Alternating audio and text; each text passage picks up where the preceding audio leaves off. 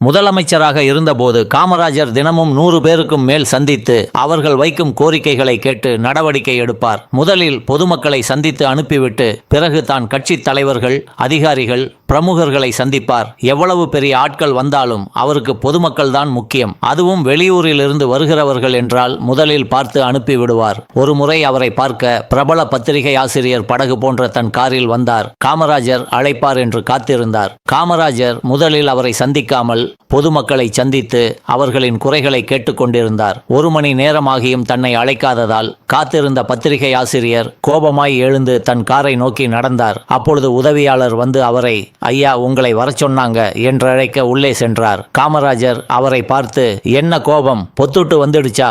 என்ன பார்க்க வரவங்க ஏழை பாளைங்க, காசு செலவு பண்ணிட்டு வராங்க. நான் பார்க்காம அனுப்பினா இன்னொரு முறை காசு செலவு பண்ணிட்டு பார்க்க வரணும். நான் அவங்களுக்கு சிரமம் வைக்கலாமா? நீ முதலாளி, 10 கார் இருக்கு, எப்போ வேணா என்னை பார்க்கலாம். நான் இருக்கிற இடத்தை வைத்து என்னை பார்க்க வர. என்னை அந்த இடத்துல உட்கார வச்சது அவங்க.